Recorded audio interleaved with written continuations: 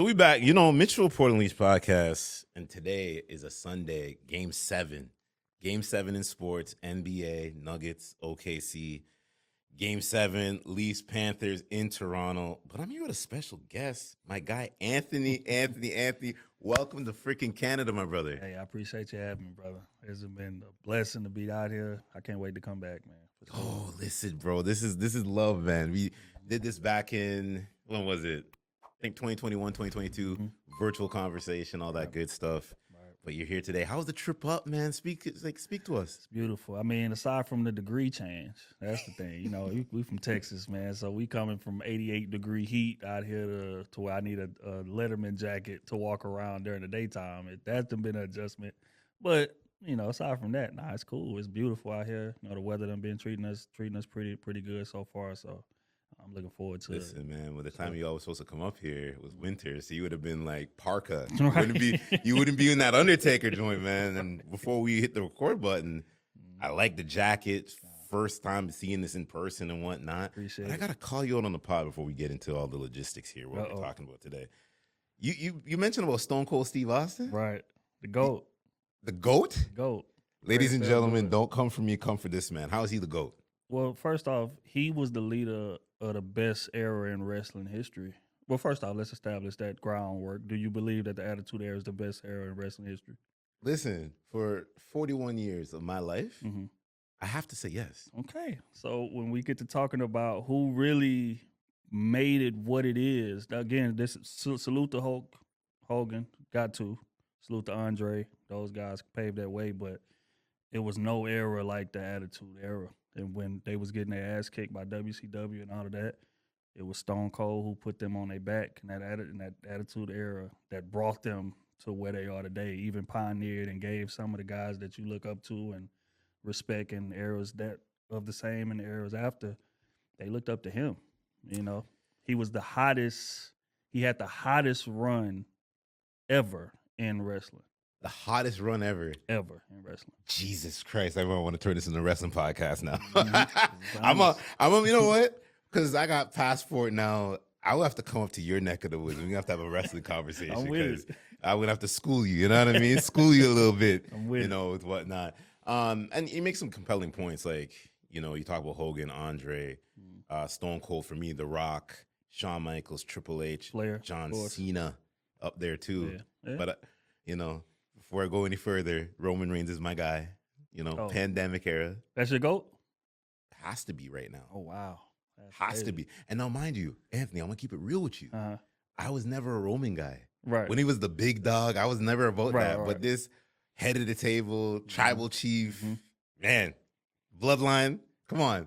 I mean, and again, I can't take nothing away from him because he also, when there was a time of struggle in terms of the business and things of that nature, he put him on his back to carry him the way it is now. So I got to give him his credit. But I'm a little biased because Stone Cold's part of my childhood. Like, that's who I grew up. And you from that area, too. I'm from that area. Yeah, you from that area, too. Yeah, I mean, mic work, ring work. Ring work? Shoot, for sure. Earlier Stone Cold. Now, later after he messed his knees up, that's a different situation. But earlier Stone Cold, hell yeah. Ring work was solid. And again, mic work is second to none. Yeah. When we talk about promo, I have to put up there in the promo. Sure. And then just playing off the crowd. And I think that's one of the things, just when Roman was, I forget what podcast it was on, he was talking about how you got to play off the crowd. Right. And how the crowd can boo you and then cheer, and then you got to wait for those moments. Not to make it too much about wrestling, when Elimination Chamber was up here, when John Cena did the heel turn and whatnot. Right. It was crazy because you can tell when Rock was in there before he did the whole throat splash, he seized the moment in. And being in that venue was crazy. Yeah. You felt the electricity even when Rock came up at the end with Travis Scott. Yeah. It was nuts, bro. Yeah. He just sitting there and he's like, as Rock always be hitting his arms and stuff like that, you got the goosebumps and whatnot, But we're not here to talk about wrestling. We're here to just talk about just life in general, what you've been up to, a little bit of dating and relationships we're going to cover. But, I want to get into one thing first. Content. We're both creators. COE. Yes, sir. And we're at so many different levels of where we're at, and I want to make this part of the conversation just strictly about how content creators can really learn from the both of us. Someone like yourself, seasoned, I see it. You got X, Twitter, Instagram, the engagement, everything, the things that you're speaking to. You're speaking life to every man and woman, sometimes the youth. Right. Talk about your creative process Mm. and like the amount of time you put into things, man. That's interesting. I don't think I ever got that question before. Like, what's your process? That's interesting. It's literally just as authentic as it comes across on camera. You know, I'm not one of those guys that does a lot of prep before I sit down and record what I'm doing. A lot of times it's either Q&A from my subscribers, or I might have literally just went through it with my old lady. Me and my old lady been together, for a long time. Been married since 2017. So I appreciate it for sure. Shout out to her. And so a lot of the issues that I'm covering are real life. Went through it, seen it up close, dealt with it. You understand? So that's why it's able to be expressed in like so much detail. So my process, just analyzing the field when I got into it, I just wanted to figure out like how can I separate myself. It's a lot of people that make the content and they very animated or they very whatever, but my demeanor is naturally laid back. I'm chill. So it's like once I seen that work, I was like, oh damn, okay, I don't have to do anything different aside from what's like my natural instinct to do. You understand? And like I say, as far as the knowledge, it's just lived experience, bro. It's not a lot of research. You don't hear me do 10%, 20%. It's not a lot of stats involved. It's literally just what I went through, and I can just put it in a way and express myself in ways that like a lot of men can't. You understand? And they be thanking me for that. They be like, bro, I wanted to say that, but I didn't know how to put it together. I didn't know the words to use to say it. So thank you, bro. I appreciate it. I showed my girl your clip, and now she understands. So like, it's like, damn, okay, I can make a real impact just being me, and that's the beautiful thing about it, bro. You speak so much because I see it. You see the men, you look at the comments, things like that. You see the women as well. And I think so many times, like, there's so much nonsensical information out there. Oh my God. We speaking about this from time. Like, whatever the last pod we did, I was looking back at some of the clips and I sat back and I'm like, this incel type of ideology, this red pill type of ideology, I can't subscribe to it. Yeah. I think in the pandemic, you heard some of the stuff and you're like, okay, depending on what season you're in, right? Dating, relationships, all this stuff. You see some women, you think whatever, some men, whatever. But this toxic incel, not masculinity. See what I did there? Right. That incel maneuvering. What do you hope to say to your audience for them to get that perception of understanding? Like, don't use that negative connotation. Well, I mean, for one, I just want to understand like where that comes from. I think it comes from just people wanting to be a part of something, people wanting to share in the experiences that they're going through with somebody. So that's why when like people just shoot it down completely, I'd be like, nah, hold on, because there's a lot of men that are struggling with women in a lot of the ways that those guys are talking about. Now, of course, a lot of the creators in that space, like they gonna take it to the extreme and speak, to the extremes of the situation. But just speaking to those guys, I just want to get across to them that it's only a phase, one. And two, you control your perception. You control your dealings with women. You control how people handle you. And what that means is just like sometimes we are not at the level that warrants the type of person that we're looking for. And that's a hard thing to accept. Yes. You understand? Because we've been taught, especially as men forever, that all we have to do is protect and provide and we good. There's a lot more to it. Now, the provide and the protect may get you the woman, but that's not going to keep her. It's the emotional intelligence. It's the how can I come to your level and relate and communicate in ways that you're going to receive. Because again, in the position that I'm in, you get a little older, you get married and things of that nature, and you start to realize like being heard or being understood is more important than being right. Facts. So it takes men a lot of time to kind of get to that point. And a lot of guys who subscribe to the incel, everything women do is wrong, a lot of that, they still like early in their journey. But eventually they're going to meet a woman and they're going to throw all of that away. Because if you even look at the creators that make that type of content, they'll talk down on a certain demographic of women. And then when they get successful and get the money, guess what type of women they go and spend time with and engage with in, whatever ways. Yep. We done seen it over and over again. So it's like, again, there is some validity to what they say, but I feel like it's more of an extreme thing than no, this is how most of society really is. I don't believe most women are evil. I don't believe most women are trying to manipulate you or take advantage of you. I think most women are out here just trying to find somebody that they can wake up to every day and that they can trust and depend on and that has some integrity, I can talk to, I can relate to, and we ready to keep it pushing. Now, there is a certain demographic of women who are out here just chasing money. I'm chasing success. I'm chasing the athlete. I'm chasing the rapper. I'm chasing this. But that's not most women. Most women are working women. They just trying to find somebody. Facts. Just like men. Yeah. You understand? Like, every man is not chasing an Instagram model. Every man is not, if you take a look at even the celebrities that we look up to, look at the type of women they married to. They're not married to Instagram models or people out there. They married to a woman. You look at her, be like, man, she pretty, but she's not like an Instagram quote unquote baddie or nothing like. That's not who most men are settling down with. So I think if both sides can get out of that extreme, we find out that we relate a lot more than we vary in terms of our ideologies. For sure. Speak to the women that bring these preconceived notions, because I think in my essence and development, when you've done the work continuously, you'll meet certain women that, how do I say this, because of their past situations that they've done with other guys, they don't know how to pick up on how showing up is and being strong in that present, in that masculine, and providing that sense of clarity. And what they do is they tend to get shaky foundation, and you can see that they just kind of check out a little bit. But then you have to kind of like throw the fishing rod to reel them back in. Right. But if you do it in such a way, right, and I'm speaking like last 5 to 7 years of dating, you throw the fishing rod, you reel them back in, and it's kind of like it comes from a defensive mechanic. So speak to how women can really understand the presence of a great man that's in front of us. Not a perfect one, but a great one. For sure. I mean, I think it's hard for a lot of women because a lot of women hadn't had that example, to be honest. A lot of dads, especially in our culture, are not in the home. And even if they are, the dynamics of that relationship isn't something that they necessarily want to emulate. It could be very toxic and things like that. Because you got people who got parents who've been married 20, 30 years, but have been a toxic-ass marriage.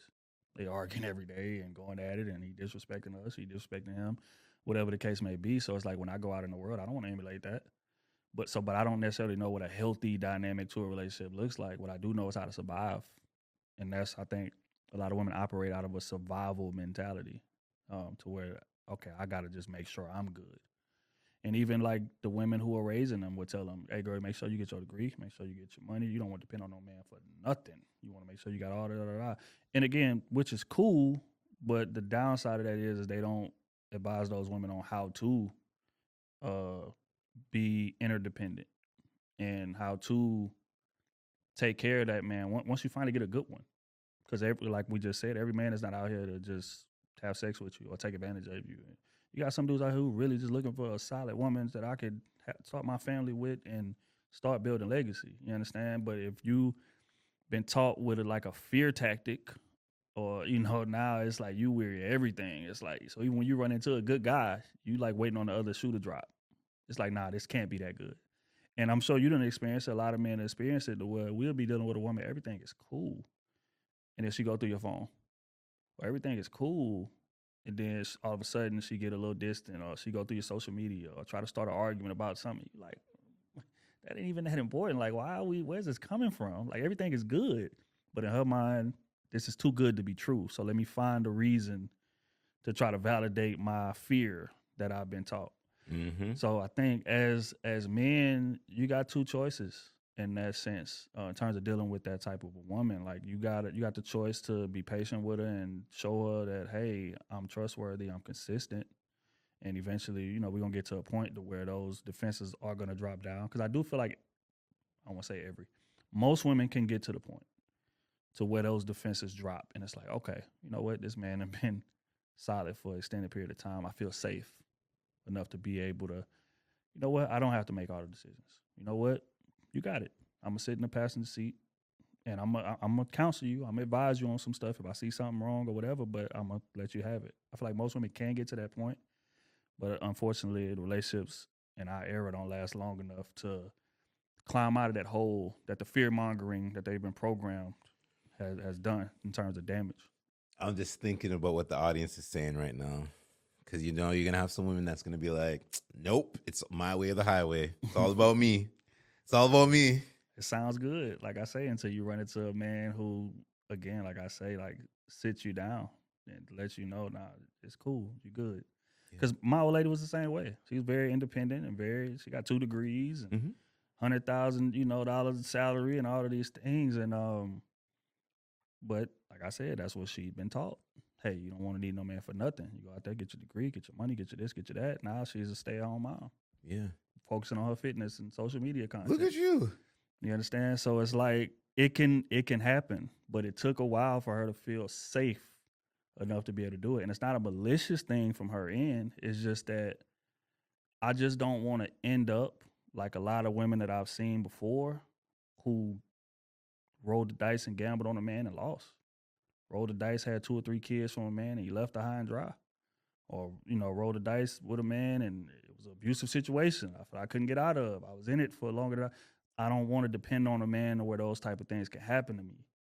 So that fear, a lot of times it comes from an honest place. It's not a malicious place. And I think as men, like if we understand that, then we can kind of help to quell it. Now, I'm not saying stay there and just deal with abuse and distance and lack of conformity from a woman. I'm not saying do that.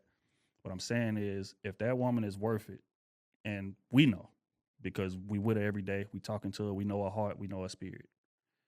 This woman is worth it, but she got a lot of things that we got to kind of overcome because we as men, we have a lot of things that we got to overcome. We do be in a relationship. We do, and that's the thing. It's like I've listened to a lot of your content and I share it and stuff like that because it's like that awareness. And I always make sure it's not to like create any or throw personal shots at people. But I'm just like, open up your goddamn ears and just listen and view, take it in, share yourself some grace. Because the thing is, people could better their situations.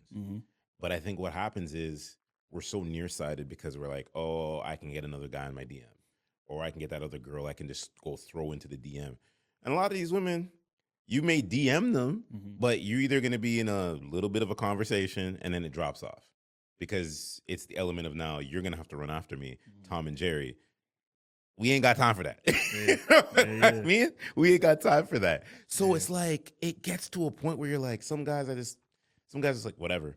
I'm just going to go through summertime, collect what I need to collect, and then whatever happens, happens. I tell you, brother, I think one of the funniest things in the world is like having somebody who's been in a long-term relationship and like it's going cool, but like they curious about what's outside, like getting DMs and this is men and women curious about what's going on outside, and maybe they partner might have dropped the ball on something recently or whatever, and now they thinking about, man, if I was single, man, I could get this, I can get that. But it's always interesting to see like people who actually act on that and go back out there in that field. And then you quickly realize them 10 options that you thought you had was really none. You're not no options out there. You understand? Because now you try to pursue those options and you realize, damn, all 10 of them together don't add up to what I had in my relationship. And that's why you see so many people spin the block and so many people try to crawl back because I had to go out here and fall on my face to see that those options that you think are options are not really options. And it's like that's the hard part about longevity in a relationship. When you be with somebody for so long, you start to take for granted all of the things that they do to help you. You start focusing on what they're not doing. And then not only focusing on what they're not doing, forgetting the fact that you're not really giving them an honest chance to do those things in terms of like sitting them down and explaining to them, hey, no, this is what I need from you. This, I feel like we could improve more in this area. I feel like we can improve more in the communication area. I feel like you cut me off a lot of times when we have a conversation. Like really give a person a chance to improve on it. A lot of times we just get mad and then go act. You understand? Or get mad and so I think it's just all it's just interesting, man. Social media is kind of like trick people into believing in a delusion that's just not reality, brother. It's no, not. and that's the thing. You know what I mean? Like how many times you speak to it being in a good relationship, and then you go visit that DM. And I tell, it's gonna sound wild when I say this. I don't get crazy DMs. Right. I don't, because it's about how you hold yourself at a certain level of integrity. Right. So not many women are going to be like willy-nilly. They'll play the, let me like your thing. Let me maybe comment. Right. Maybe do something like that to get you the attention. But it's never going to be like, hey, who are you? Let's have a communication talk, whatever, do whatever we need to do. Yeah. And then guys be out here doing the most. Oh, yeah. They got to go dick pic, or they got to be like, good morning, and they got to do all this, and they got to do all of that. And it's like, just be real. Just be like, yo, spark a conversation is 1. 2, see where she's at, and then get her out to go meet up. Right. That's it. Right. And everything you'll know, because you'll ask her to go meet up, and 1 or 2 things are going to happen, right? She's either going to be like, I can't do it, and the conversation is nullified. Or she's like, I can't do it. Here's what works for me. But then some men are like, I don't know if it's a power struggle in their head. When she says no, they're kind of like, fuck it, I'm just going to keep going harder. Well, yeah, I mean, I think the like ease of the field, and that's one thing about social media. In terms of like relationships without substance, there's plenty of those. And that could trick you into believing that, you know, everything should be this easy. But you're going to run into women who are not trying to come to your house on the first date. They're not trying to have sex with you within the first week. I don't mean there's nothing wrong with her. That just means that, okay, the field is not what I thought it was. But especially when you got some attention, or you got some money, or you got whatever the case may be, a lot of the stuff starts to come easy to you in terms of, again, relationships without substance. It comes easy. That's out there. Everybody is out here hurt and unhealed. And if you want to engage in some situations with people like that, there's plenty of them out here for you. But there are still some people of substance out there that's like, nah, I'm not going for that. If you want to entertain me, we need to go on a date. Yeah. So if you want to, you know, whatever, it's not going to be a pull up to the crib. Don't text me or call me after 2 a.m. What are you doing? No. The only WID message you should be getting is like from your person. I'm sorry. This is from your person. What are you doing? And that's any day, day or any time of the week. You know what I mean? And it's like, as women, they got to understand, like, when you got a guy who's doing those things, you got to be able to gauge what his true interest really is. You got some women out here who are just so scared to be alone, or scared to run off this interest from this guy, that I'll start reading more into that what you doing message than I should. Or I start, you know, accepting the 2 a.m. calls. Or I start, you know what, yeah, we can pull up and we can have sex, despite the fact we ain't never been nowhere in public together. We ain't never went on no date together, but you must like me because you're initiating and trying to spend time with me. Now, the time you spending is not the right kind of time, but hey, any time is good time for a lot of women. And I think that's where they be getting in trouble at. And that kind of feeds into the whole like toxic. Which I hate saying. I hate it too. Trust me. I hate that word. But a lot of women don't realize how much they help that type of man who's just there for surface level things. Just because I'm afraid to be alone. So I'll entertain stuff that if I was giving somebody advice, I'd tell them not to entertain. For sure. Speak to how men can be more accountable with their actions when they have all of these eyes on them. Because I think a lot of men don't know how to distinguish between the both. They think that they can just be willy-nilly and just reckless. I can have girls in their DM, out their DM, and I can do whatever they need to do. And not knowing that girl can clip you up on some wild ass shit and air you out on all of social media, TikTok, and make a whole freaking hit piece on you. I mean, we gotta look in that mirror and ask ourselves, like, what do we really want? Because just like you said, one instance can sink the ship. I mean, we done seen it. You got guys who was very, very prominent. One day, a situation, a scandal happened, and the whole ship come crumbling down. You understand? So it's like you gotta ask yourself, what do I really want? Right? Do I want to be able to make my money and build my business and have my family or whatever? Or do I want to gamble and roll the dice and take for, you know, surface level, temporary satisfaction? And a lot of men struggle with that. And a lot of it is because you know how it goes. Like, the more successful you get, the more options you have. Right. So now you're more curious about, because I may not have had access to this tier of women 20 years ago or 15 years ago or whatever. but now I'm making money and I'm doing my thing. And I might have somebody who's solid, but I met them before I became who I am. You understand? So you get curious as to like, well, nah, I gotta at least try that. Let me see what that's like. Da, da, da, da. Only to quickly find it ain't what you think it is. Man. It ain't worth it because it the thing is, yeah, you get all that success and you have all these tears that start coming, and you know what they're there for. They're just there for the Instagram. They're there for probably the bottle. Right. They're probably there for the nightlife. They're there for the travel. They're there for the hotel. They're there for the sandy white beaches and all this stuff. But then let alone, you may have been in a 5-year relationship with a girl that stands beside your side and watch you just grow up. And you're like, but I want that because I'm nearsighted. All because she has a tighter waist and she is a good piece of arm candy. Which is gonna fold quickly once y'all get together, and that's what I tell people. Like it looks good now. Anybody can seem dope in moderation. Facts. Anybody. Like if I'm seeing you once a month, you got a whole month's time to prepare your best self for me. But when I gotta be with you day to day, 24/7, we paying bills together, we raising kids together, we going through issues, conflict resolution, all of these things on a day-to-day basis. Totally different. And a lot of times it takes for them to gamble and roll the dice on that person who seems dope in moderation, only to quickly realize I can't handle that day to day. That person is not built from that person is not as invested in what it is that I'm building. They want to reap the benefits of it, sure. But they're not invested in the process. They're not invested in my mental state while I'm building it and things of that nature that this woman who was with me before it ever happened is. Facts. So Facts. And that's the thing, man. You know, you speak to even support systems, even if you think about dating to like you get to where not everybody needs to get married. But what does that look like for yourself as a married man sitting here across from me?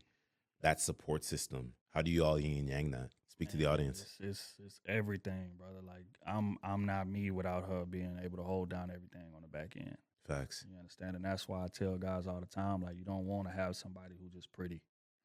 Have somebody who's just there because the sex is good. You want to have somebody who can think, somebody who can make decisions, somebody who can check you when you need to be checked.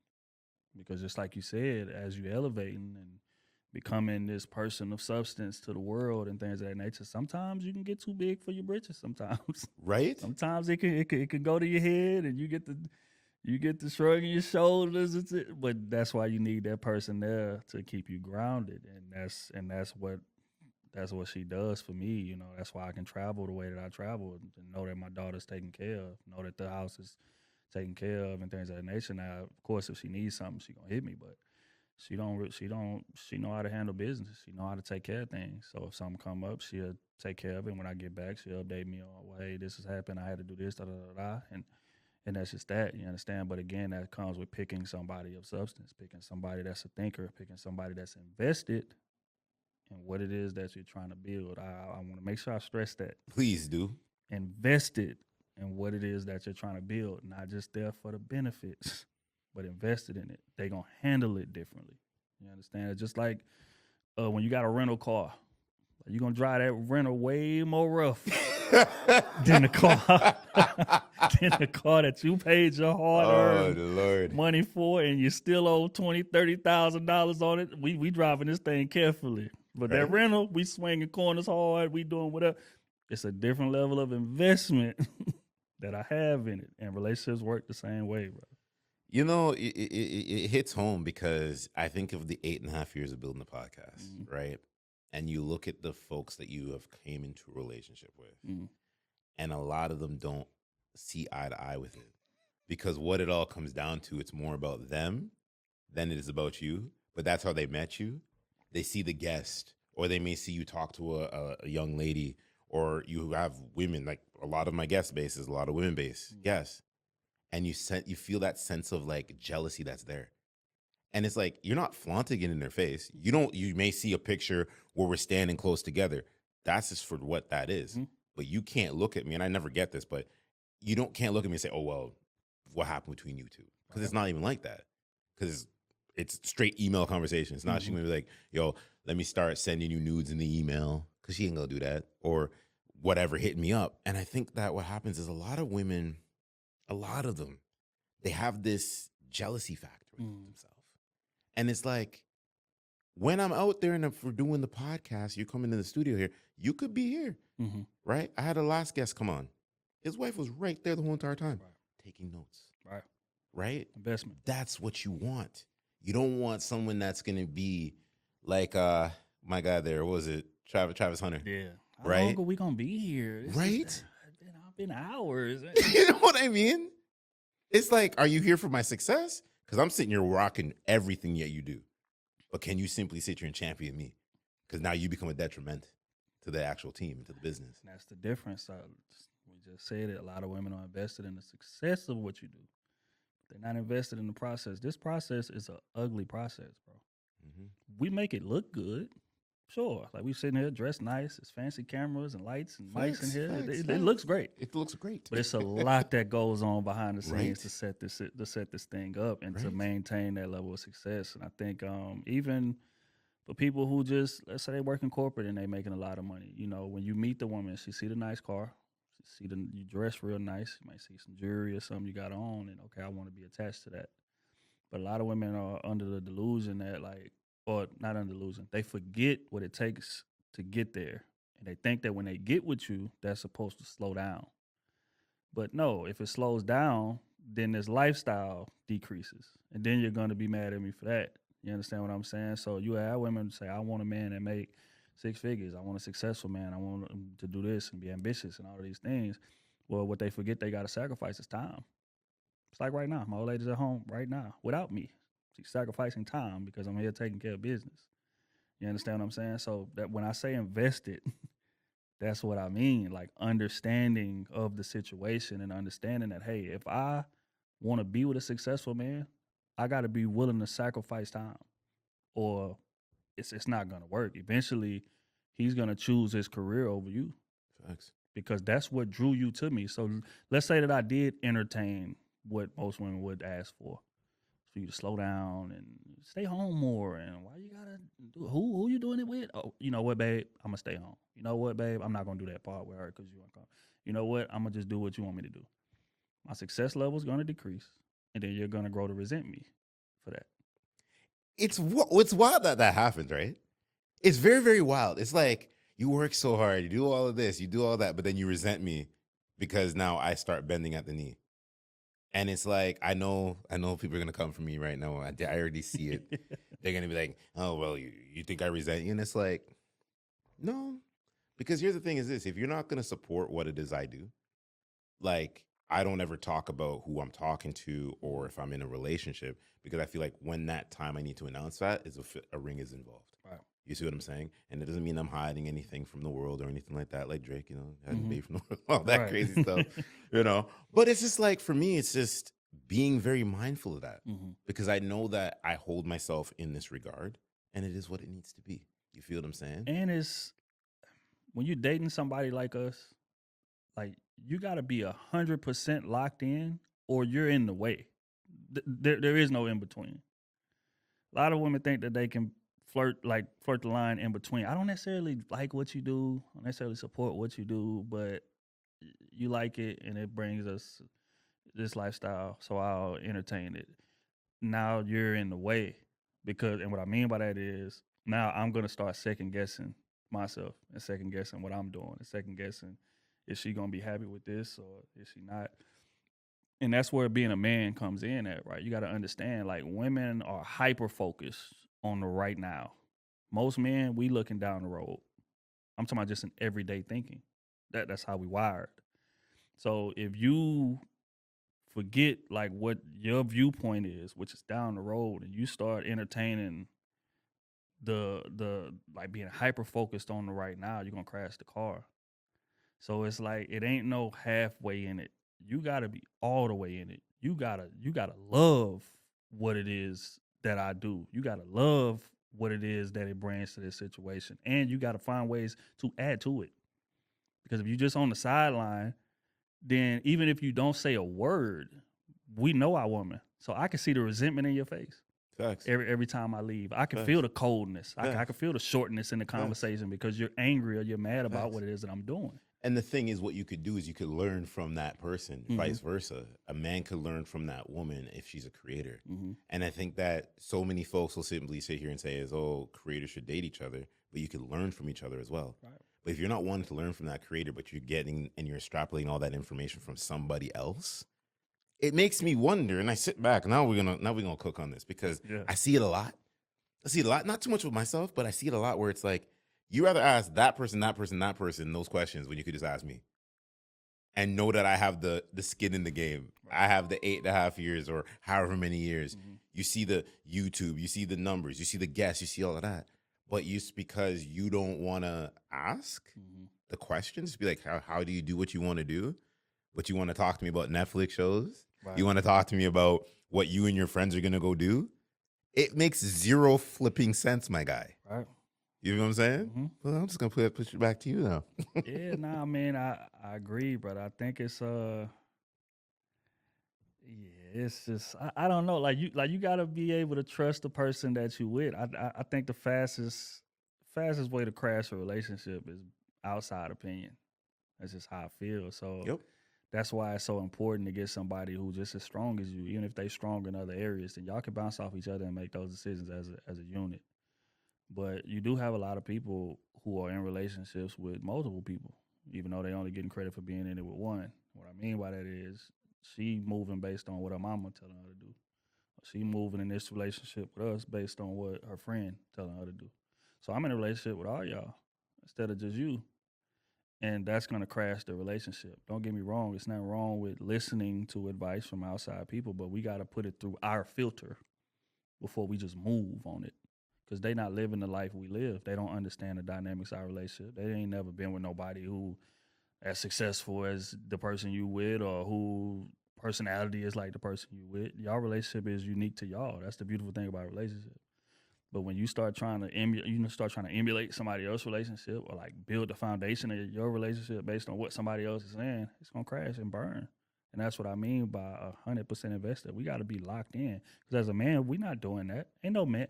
Even with us, we boys. I'm not going to let you tell me what to do in my relationship. And vice versa. When you with your girl, nah, bro, I don't, you know what, bro? I feel like you're doing too much for your girl. You need to stop doing that. You need to do this instead. You going to look at me like I'm crazy. What? You don't mind your business. It's my relationship. You understand? So I think. You see it all the time, though. Yeah, sadly. You see it all the time. And that's the thing. I've always said it's not isolating your relationship from your friends, but there's certain things you got to talk about. Right. Right? Is like you're not pillow talking with the whole freaking community. Hell no. You see what I'm saying? Men we don't even talk about the inner workings of our relationship with our boys. When we get together with the guys, the most you may hear, man, she getting on my nerves, bro. She tripping, bro. That's it. We ain't going into detail about what happened, what she did, what she said, because that's our business.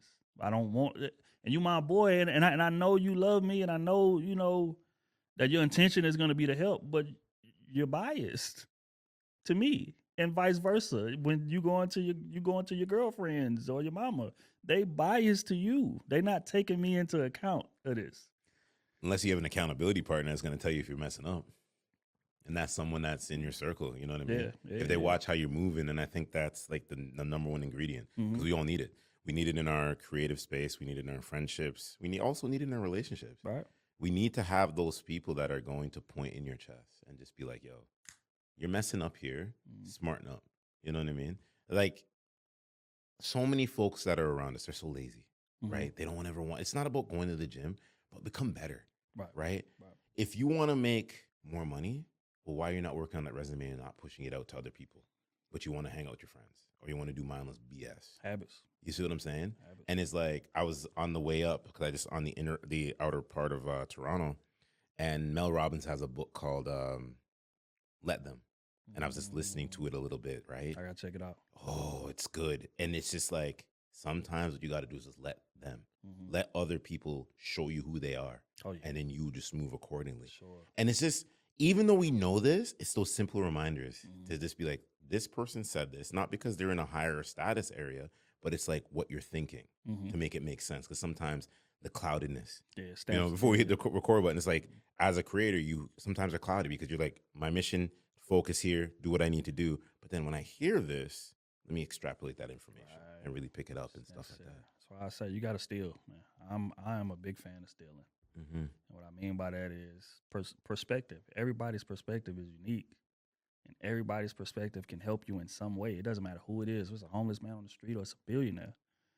Everybody has a different perspective. We all live this life in our own unique way. So, yeah, I'm all for it. But just like you said, extrapolate what you need and leave the rest. And that's what I meant when I talked about earlier. Let's put it through our filter and then move on it if we both feel like, okay, this makes sense. Mm-hmm. But don't just listen to something you hear and get into that relationship. Okay, we run into a relationship like this now because he said this or because she said that. It's the fastest way to crash it, brother. Like, sure. I done seen it happen. Right? We've all seen it happen. Man. Would you peg yourself as the relationship guy or just more of like a lifestyle guy? As far as content? This is content, yeah. Yeah, I think I'm more like a lifestyle guy, brother. I ain't gonna lie. I think when I first started, I didn't even like talking about relationship stuff. I didn't, man. I'd rather talk about sports or wrestling or just lifestyle in general. Growing up in the environments that we come from, some of the stuff that we deal with and things of that nature. That's where I'm more passionate about it. But I'm also in a long-term relationship, so I have a lot to give in regards to that. And one thing about content creation, which is your fans gonna dictate the content. It's just what it is, right? Absolutely. If I start putting out sports clips tomorrow, they're not gonna do the numbers that me putting out relationship clips will do. Just what it is. That my demographic comes to me to see a certain thing. People don't go to KFC to buy tacos. I hope not. You understand? So they sell tacos. There's something wrong there. It's a problem. You know what I'm saying? So that's just what it is. And I think content creators they gotta keep that in mind. You may think you're one thing, but it's about what's going to translate and what people are going to gravitate to, what they can use. Because at the end of the day, like I feel like that's what we all in this for. I don't want to say all. Most people are in this for that, that's making this content pure-heartedly. I want to help somebody. That's what I'm in it for. Mm-hmm. And my mindset, especially with the relationships, was a lot of us don't have a big brother or something that can give us that game that's in a successful relationship, or have a uncle or a dad or somebody can sit you down. Hey, man, I got 20, 30 years experience. This is how I did it. This is what you need to look out for. This is what you did. And I feel like I can do that and help people in that way, even if it's virtually. You understand? But they look at me, they look at my lifestyle, they look at, okay, that is somebody that I wouldn't mind, kind of, I don't want to say mirroring, but kind of being similar to. He's solid, I feel like the advice per se, because I don't feel like I give advice. I feel like I'm a translator more than I give advice. Jeez. But say that again, please. That's for real. I feel like I'm more of a translator, and I feel like I give advice. I don't necessarily tell people what to do. Like, people be trying to come to me and like, hey man, do some therapy, and I turn it down every time. Like, really? Can you counsel me and my girl? Or can you? Really? Yeah, because I feel like then I'm gonna be giving you advice. I'm gonna be telling you what you should be doing, and that's not me. That's not what I got into this. I don't have a degree for therapy or nothing like that. I'm a translator, meaning that I done been through a lot and I've seen a lot. So when you present a scenario to me, you say, well, my man's doing this, and the relationship started this way, but now he's doing this, I could translate it to, well, yeah, that's probably because this happened. And it's probably because his mind is focused on this, and and vice versa. Hey, my girl, going through it, we just had a baby there. I had a baby. Yeah, that's probably postpartum. She probably not feeling like herself right now. Just be patient with her, be there for her, don't crowd her. It's just different things like that. I'm translating what you're going through, because a lot of times I've been through it, and if I hadn't, I've seen it up close. You understand? So I love that, translator. Yeah. I like that. Sure. So speak to the tour life. Man. Nice conversation. Madness. You need give us the short story long of it. How did it even start? Man, I'm going to the show. I'm a VIP tonight, so I don't talk about it. But yeah, it started organically, bro. Just like everything else, man. I was making content, doing my thing. Ace Metaphor, who's the leader of tonight's conversation, reached out to me and was like, "Hey, bro, I like what you're doing. Like, you want to come to the crib? Let's shoot some content." I say, cool. So, I flew down to Dayton, tapped in with bro, and we shot a whole bunch of content, and they was actually prepping up to go on their next tour. He was like, bro, what you think about, coming on tour? I never been on tour. I think I did one live show to that point or two. And in my head, I was like, man, I got so much going on, trying to build my own thing. Going on tour for 30 cities and months. It's just, I don't know. That's going to get in the way of things. Plus, the whole family dynamic at the crib. Facts. My old lady didn't sign up for that. Let's be honest, it's different when you're making content in your crib, when you're touring the whole country. Tour? Wait, you're going where? Exactly. I got to be gone every weekend and stuff like that. Well, that's supposed to be our time we spending. And, so my old lady didn't sign up for that. So when he first introduced it, I'm like, I don't know, bro. I don't, probably not, was what I told him, I think.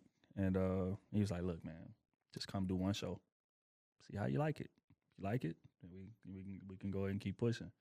And first show I did with him was Chicago. I love Chicago. Chicago is like my second home, man. I love it out there. Went well because it's different, man. And with content creation, a lot of times we creating content in rooms. You might be by yourself. You may have 2 or 3 people in there. Might got an engineer, camera guy, whatever. And that's the sentiment. But when you're making that content and it's hundreds, thousands of people out there just hanging on to your every word and kind of like cheering when you say something that really resonate, or getting mad at you and booing when you say something that they don't like, or they may not be ready to hear, at the time. But it's like that instant gratification is different. So I did the show and I'm just like, yeah, this is crazy. So he was like, well, we going on tour in the fall, man. We got 30 cities, man. We're going to do this, da-da-da-da. Hey, you got a spot if you want it. You say, think about it. So I thought about it, talked to the old lady, and came back to him. I was like, you know what, bro, let's go ahead and do it. And we rocked out that tour, had a blast. Man, it was eye-opening. You got to meet a lot of the people because, when you're making content, your fans, I hate saying fans, but your people who support you are numbers, essentially, because you don't get to meet them in person. You putting it out, okay, this did 50,000 views. Okay, this did this many views, or this got this many likes. But on tour, you meeting these people and shaking their hands, and they looking in your eyes and saying, hey, man, I appreciate that. And you helped me get out of this situation, or you helped me through this situation. And man, I was thinking about taking my own life. And you kept me off of that ledge, bro, just giving me that inspiration and da-da-da-da. And it's just like, you get to hearing that, and it's just like, okay, yeah, this is different. Okay, I need to start taking this way more serious than I am. Because, you go from just making content, having fun, talking shit, whatever with your guys, and to, wait a minute, no, people really making real life decisions based off of this. Okay, so let me approach it with that in mind and be a bit more responsible and things of that nature. But I got that from being on tour and meeting these thousands of people every night, taking hundreds of pictures, shaking hands, kissing babies, signing autographs, man. It's all kind of stuff.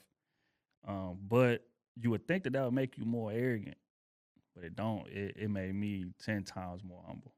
I can see that. For sure. I can see that. Because it's like, damn. I remember one time I was hugging a lady. She had just lost her husband. They've been married for 26 years. Shit. And she came out to the show. She was like, I hadn't been out the house. I hadn't went nowhere in months. I've been just kind of soaking in it, but I got out here and I had a good time, and I appreciate what you said on stage. And she started crying. I started tearing up. I was like, I had to just hug her. I got up from the table and just hugged her. You know what I mean? And it's just like that organic type stuff, man. It's just got me emotional right now. But that's what you do it for. If you're in it for the right reason. You're speaking to your humanness. You're human. Yeah. So if you can help anybody, one person, you making a difference. Because at the end of the day, when we gone, that's all that's left. Right. It's the content. The content. Our clips that are just still out there. Content and the stories. Yeah. Hey, yeah, man, I ran into him in Tampa. You cool as hell, man. We chopped it up, and you so cool. He said this on stage. I seen him on stage in person. That's what you left with. If God take me tomorrow, I got plenty of, memories, evidence and memories to let people know that I was here. Yes, sir. Yeah. So, at the time of recording this and it comes out, the Toronto show will be done and whatnot. For anyone that's seeing this, wherever they're at, what can they experience from tonight's conversation? Because the social media clips don't even do it justice. You know what the funny thing is? I'll give you a fun fact. Yeah. I watch the clips, but I don't even go in the comments. Right. Because I just listen to what the question was asked and like how y'all up there doing your thing, and I'm just like, bang, that's it. Right. Because I can't go to comments. Right. I feel like it's gonna deter my mood. You know what I mean? Right. Man, it is an experience, brother, like none other. I'm not gonna lie. Like most people, you know, you go to panels, it's very dry. It's very everybody's up there buttoned up, trying to present. Well, you know, in the etymology of it's not that. It's a party. Like from the walk-in, we got our DJ. Shout out to Marky G. You're gonna be playing music. You're gonna be up. You're gonna be dancing, and then we pod in between all of that chaos. So it's like everything is organic. We don't get pre-scripted questions or nothing like that. You know, the panelists. Right now, I don't know what's coming tonight. You don't know what's coming.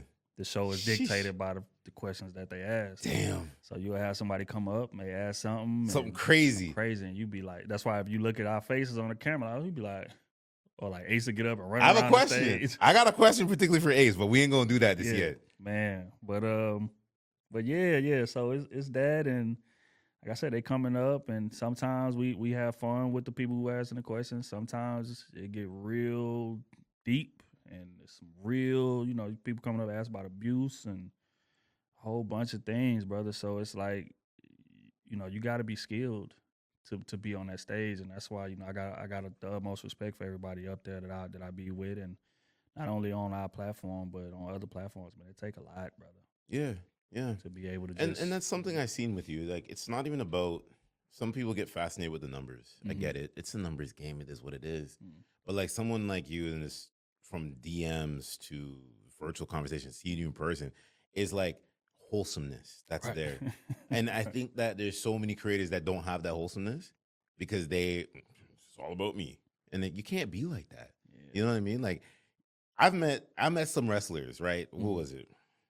Randy Orton was supposed to come sign my autograph here, and his phone went off, and he looked at his phone, he looked at me, and he looked at his phone, but he had to take that call, and he's like, "Fuck, I'm sorry," you know what I mean? And I was like, "It's all good." And I said, "No, it's all good." And he's like, you know, prayer hands and stuff like that. Right. But it's like, that's a human right there. Right. You know what I mean? It doesn't matter if he's heel or face or doing all this other stuff, but it's like there's some folks that have this like inflated fucking ego, and you're like, "But I like you.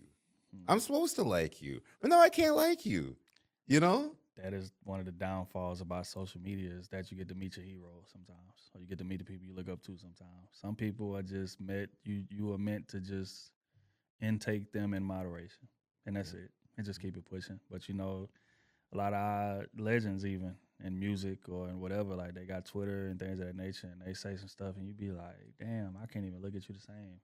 Because I thought you was this listening to the music, or I thought you was this watching the movies, or watching the shows, or the wrestling, or whatever, you know." And you meet them and they totally different. I think, you know, if you come into this thing and you don't have a solid foundation in terms of like what you come from, where you come from, knowing who you are, I feel like those are the type of people who end up like what you're talking about, that inflated ego, because who they are is dictated by this. If the internet goes away tomorrow, I'm still who I am. You know, I done been popular most of my life. In my neighborhood, I was popular. In my school, I was popular. This is just an extension of that. You understand? Yes. So that's why I don't really go to my head. If anything, it's kind of annoying because I'm introspective. I'm an introvert. So, you know, having people approach me in random places is a little, you know, but it's cool. I get it, and it done all been love. It ain't been no negativity or nothing like that, but. Like, that's the hardest part in terms of getting used to it. But again, the reasoning I came in it kind of dictates how I am. I didn't come in it to, you know, get super rich or to be famous or go viral every day. Cause I could go viral every day if I wanted. I know what to do. I know what to say. I know the process. I done did it 100 times. But I don't want to be a caricature of myself. You know. You know what's funny? Is that a lot of these influencers, a lot of these people being in this space, man, you get to spend a lot of time around them, and they don't really like who they see in the mirror. And like, if you be around them, away from the lights, away from the camera, away from the people, I'm talking about behind the scenes, y'all just doing regular things together. And you get to just see it like it's just a bunch of insecurity Yeah. It's a bunch of uncertainty. It's a bunch of I don't know. It's a bunch of I'm trying to figure it out. I'm trying to, and they get in front of the camera and present to you as this. Oh, I know it all. I'm this. I'm that. I got this business. I got this. I make this much money. I do this. I do that. But it's a bunch of insecurity because they don't necessarily know who they are. They're not comfortable with what they see in the mirror. Because it comes so quick. Because it comes so quick. Comes so bloody quick. All it takes is 1-2 videos to go viral, and right? now you're a known face. Right. But it's like if you ain't never been popular in your life, that could be a lot. Or if you ain't never had access to this amount of money, that could be a lot. Or this caliber of women, that could be a lot. You understand? So I think what separates me is, like I said, I was who I was before this. It's just an extension of it. I love that. I love that. So, because you dress fly. I see this. I appreciate you, bro. It dress fly. Love the jacket. Mm-hmm. So when you go to different cities, is there a certain outfit? Because I feel like some of the cities you dress up differently depending to the outfit. We in Toronto, so I'm like, what are we doing tonight? yeah. Nah, it kind of became a thing. My first tour, it was like, man, whenever I'm in a city, I want to get something to pay homage to them, you know, in some way. And I got a lot of jackets, a lot of tees, sweaters, all type of stuff, hats. But yeah, people just appreciated it. Yeah. You know what I mean? They ask me, are you like, for instance, say tonight, are you a Blue Jays fan? I was like, nah, I'm not a Blue Jays fan, but I mean, I'm a fan of y'all. So y'all ain't showed me nothing but love since I've been here. So I got to pay homage. I got to return that in some way. So you're saying the Blue Jay fit is going to be on tonight then? I don't know yet. You don't know yet? You said surprise. I don't know yet. You said you got OVO ready. You said you got the Drake fit ready. We're going to see. I don't know yet, man. Shout out to my boy Drake, man. Like that. Yeah. Before we get out of here, I want to do just a hot take with questions. Let's do it. Right? And you're in my backyard here, so be careful what you're doing. All right. Drake or Kendrick? Drake. I was a Drake fan since Room for Improvement.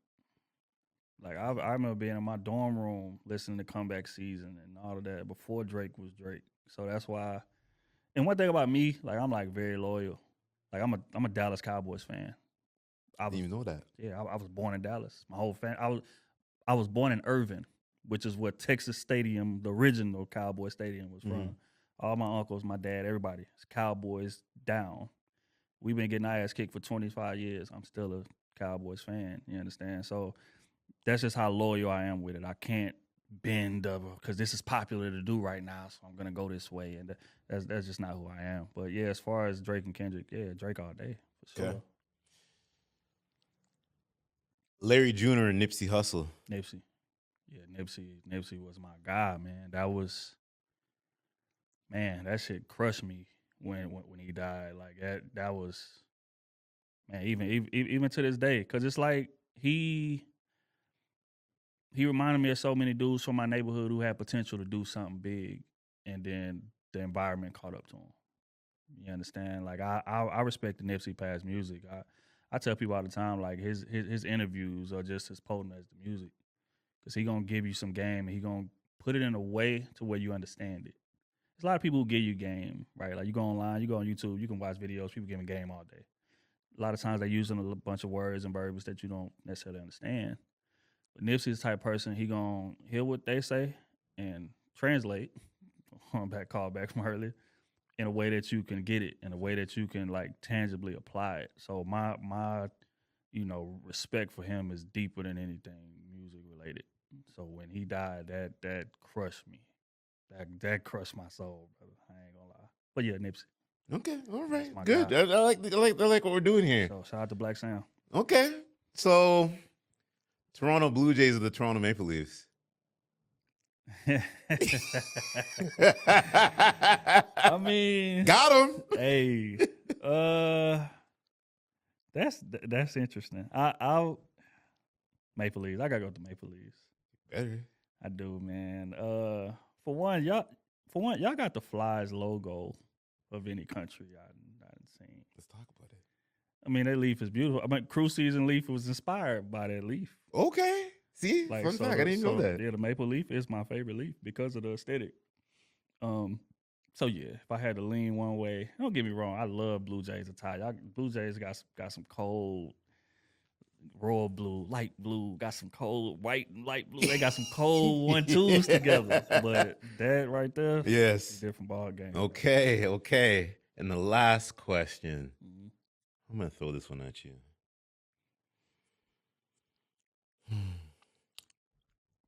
Deion Sanders or Michael Jordan?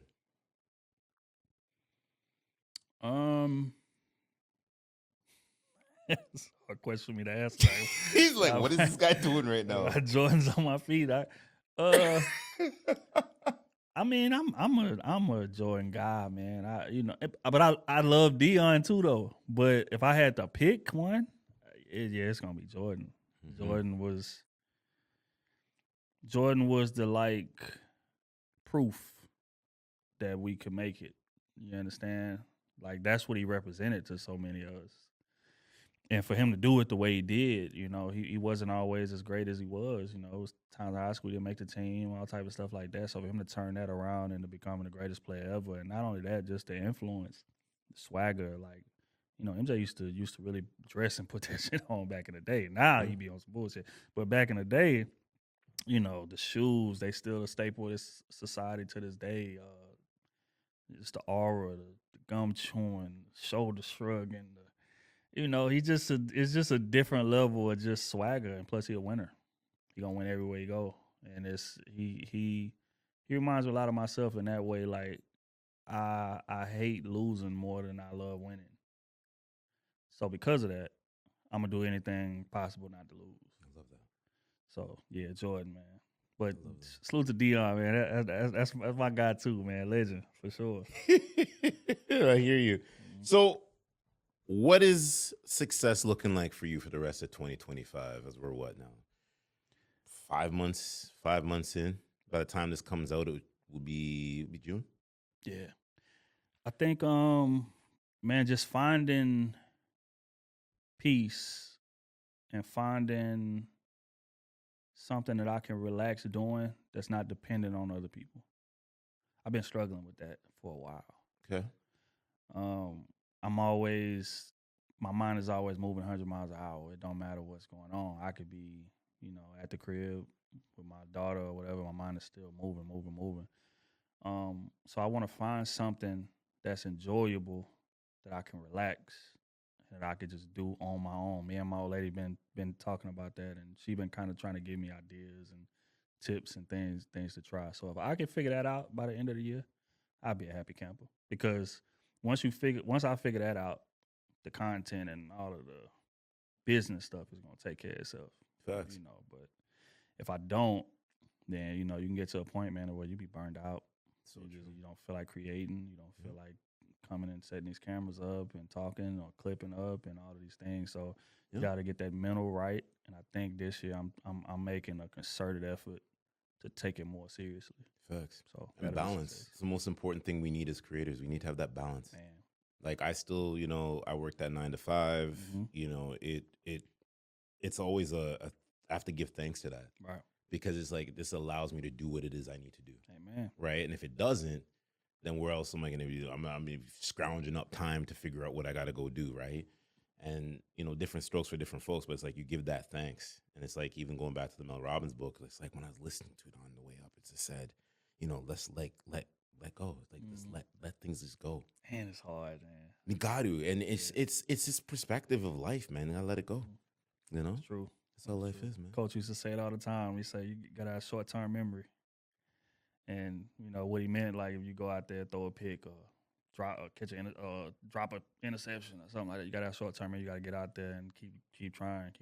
So, but that's just been always hard for me. I've been the type to like if I do something that goes against what I'm aiming for to eat at me, and I'll be thinking about it, and it be so just like you said, just letting go and learning that. I think that could be the hardest thing for a lot of us, especially in content creation when we got our hands on everything. Delegating is hard for me to do. Mm-hmm. I feel like that's been an issue in the past. Something I need to work on. Just be more trusting of others. Make sure I give them the game on how to do it so they can do it right. But being more trusting of others, so I could take as much off my plate as possible and try to figure this and free up more time. Peace thing out. Yeah. Free up more time for sure. My brother, I appreciate you. Likewise, brother. I'm looking forward to the show. I have a feeling you're gonna hear me just laughing with some of these questions. You know what I mean and whatnot. But no, where can everybody check you out? Plug your social media and all that good stuff, man. The Trill AC everywhere. The Trill AC, TheTrillac. That's on Instagram, TikTok, Facebook. I think that's everything. YouTube too. I just started a YouTube channel. I'm about to try to get back active a little bit on there. Trill Academy. Working on a new podcast. That should be out soon. So yeah, the Trill AC everywhere, man. Appreciate you. Jeez, new podcast coming soon. Yeah, man, it's time. Okay, is this gonna be like you gonna give me a little exclusive? Is it gonna be like a solo thing, or Yeah, we still putting that part together. I mean, there's gonna be some guests on there, but just like we spoke about before, the majority of it is gonna be me. But I want to do it in a different way. I don't want to just Q&A it just like most people doing. You know, fans send me questions, I just answer the questions because that's easy. But like I want to have some kind of like value to it, segment it, like have a little fun in some areas, get serious in some areas, do some Q&A in some areas, and you know that'll be the part. But like I say, we still putting it together. I'm getting paperwork is taken care of, so now comes the build out. Okay, I'm ready for it, man. I'm ready for it, and I'm definitely gotta come up to your neck of the woods. You know, I agree. I gotta sit in one of them, like when you do them relationship and you pair the people. Yeah, just to give some little perspective. You know what I mean? Battle of the sexes. Battle of the sexes. You know what I mean? Matter of fact, I'll be shooting a new one next month, man. So yeah, next month, fun for sure. Okay. So, you give me the coordinates. We'll see if I can make it happen for sure. All right. Say no more. All right. I got you. My brother, I appreciate you. Likewise. Yeah, brother. man.